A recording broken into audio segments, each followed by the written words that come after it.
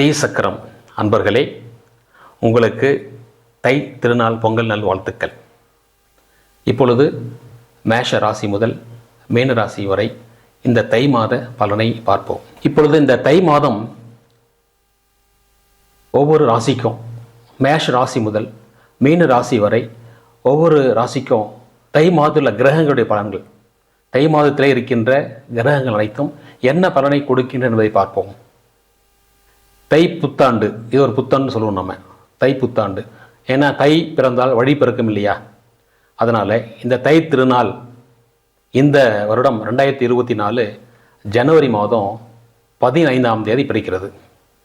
இந்த ஜனவரி 15ஆம் தேதி முதல் இந்த தை மாதம் 29 நாட்கள், தமிழ் வருடத்தில் தை மாதம் 29 நாட்கள். அந்த 29 நாட்கள் முழுவதுமாக நமக்கு அனைத்து ராசிகளுக்கும் எப்படி இருக்கும், எவ்வாறு உள்ளது என்று பார்ப்போம். மீன ராசி அன்பர்களே, உங்கள் ராசியில் 2ஆம் இடத்துல உங்கள் ராசிநாதன் ஆட்சியாக இருக்கார், நல்லா இருக்கார், அவருடைய நட்பு வீட்டில் இருக்கார் இல்லையா? இந்த குடும்ப இதில் என்ன அப்படின்னா குடும்ப உறவுகள் நல்லாயிருக்கும், இந்த குடும்ப உறவுகள் சிறப்பாக இருக்கும். மீனராசி அன்பர்களே, உங்களுக்கு 2ஆம் இடத்துல குரு நட்பு வீட்டில் இருக்கார். இந்த நேரங்களில் குடும்ப உறவுகள் சிறப்பாக இருக்கும். மனைவியினுடைய ஆலோசனை கேட்டு நீங்கள் செயல்படுங்க, ரொம்ப நல்லது.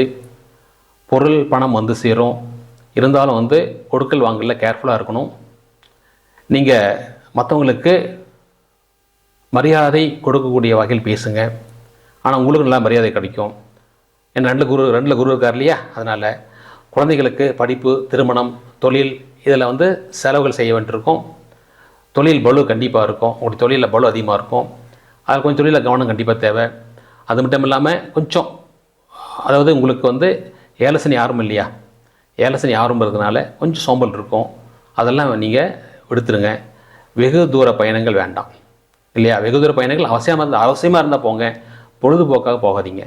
தொழில் ரீதியாகவும் சரி, எதுவாக இருந்தாலும் சரி, கண்டிப்பாக போகணும் அப்படின்னா நீங்கள் வெளிதூர பயணம் போகலாம். ஆனால் சில என்டர்டெயின்மெண்ட்டுக்காக, பொழுதுபோக்காக வெகு தூர பயணங்கள் வேண்டாம். ராசியில் ராகு இருக்கார், அதனால் கொஞ்சம் நீங்கள் என்ன செய்யணும் அப்படின்னா அதிக அலைச்சல் அதிகமாக இருக்கும், ரொம்ப அலைச்சல் அதிகமாக இருக்கும். இந்த அலைச்சலில் கேர்ஃபுல்லாக இருங்க. அது மட்டும் இல்லாமல் இருக்கிற வீடு குருவுடைய வீடு, ஒன்றும் அந்தளவுக்கு எந்த அலைச்சல் இருந்தாலும் அதில் ஆதாயம் இருக்கும், கண்டிப்பாக ஆதாயம் இருக்கும். ஏன்னா ராகு சுப கிரகமான குரு வீட்டில் இருக்கிறதுனால நீங்கள் எந்தளவுக்கு அலையிறீங்களோ அந்தளவுக்கு கண்டிப்பாக ஆதாயம் இருக்கும். அதை நீங்கள் கவனத்தில் வச்சுக்கிங்க. மாணவர்களுக்கு அடிக்கடி மறதி ஏற்படும்.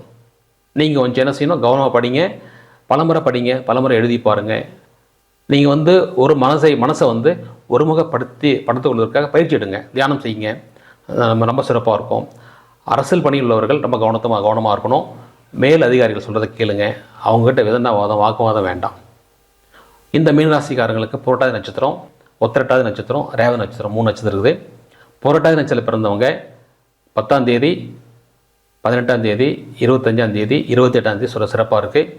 உத்திரட்டாதி நட்சத்திரம் பிறந்தவங்க 10ஆம் தேதி, 7ஆம் தேதி, 19ஆம் தேதி, 28ஆம் தேதி சிறப்பாக இருக்குது.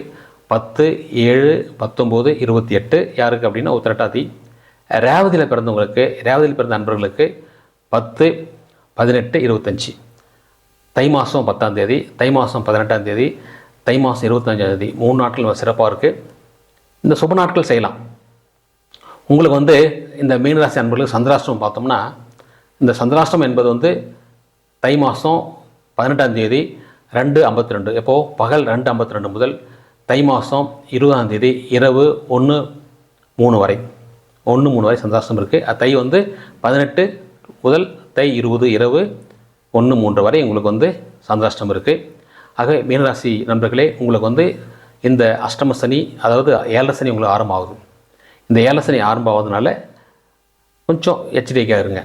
ஏன்னா இன்னொன்று, நீங்கள் விரயங்கள் அதிகமாக செய்யாதீங்க, விரயங்களில் தவிர்த்து சேமிக்க பழகுங்க, மிக சிறப்பாக இருக்கும்.